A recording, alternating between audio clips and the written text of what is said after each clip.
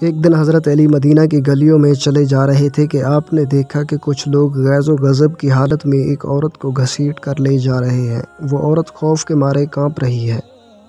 حضرت علی نے پکار کر کہا، تم اس عورت کو کیوں گھسیٹ رہے ہو؟ لوگوں نے بتایا کہ اس عورت نے بدکاری کی ہے، اس لیے امیر المومنین عمر بن خطاب نے اس عورت کو سنسار کرنے کا حکم دیا ہے۔ حضرت علی نے فرمایا، اس عورت کو چھوڑ دو، اور ان لوگوں کی خوب سرزنش فرمائی۔ چنانچہ وہ لوگ حضرت عمر کے پاس گئے اور حضرت علی کے بارے میں بتایا کہ انہوں نے ان کے ساتھ یہ سلوک کیا ہے۔ حضرت عمر نے فرمایا، حضرت علی نے ضرور کسی بات کے معلوم ہونے پر ایسا کیا ہوگا۔ حضرت علی حضرت عمر کے پاس تشریف لائے۔ حضرت عمر نے ان سے پوچھا کہ آپ نے ان لوگوں کو واپس کیوں بھیجا اور اس بدکار عورت پر حد قائم کرنے سے کیوں منع کیا؟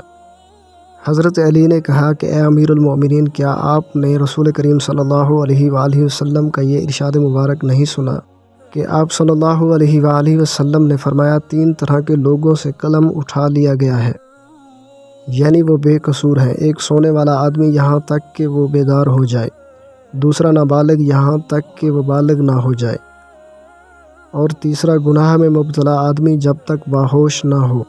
حضرت عمر نے فرمایا، ہاں یہ ارشاد میں نے نبی پاک صلی اللہ علیہ وآلہ وسلم سے سنا ہے۔ حضرت علی نے تبسم فرمایا اور فرمایا کہ اے امیر المؤمنین، اس عورت کو کبھی کبھی دیوانہ پن کا دورہ پڑتا ہے، ہو سکتا ہے وہ آدمی اس کے پاس اس حالت میں آیا ہو کہ جب اس کو دیوانہ پن کا دورہ پڑا ہو۔ یہ سن کر حضرت عمر فاروق نے اس عورت کو رہا کر دیا۔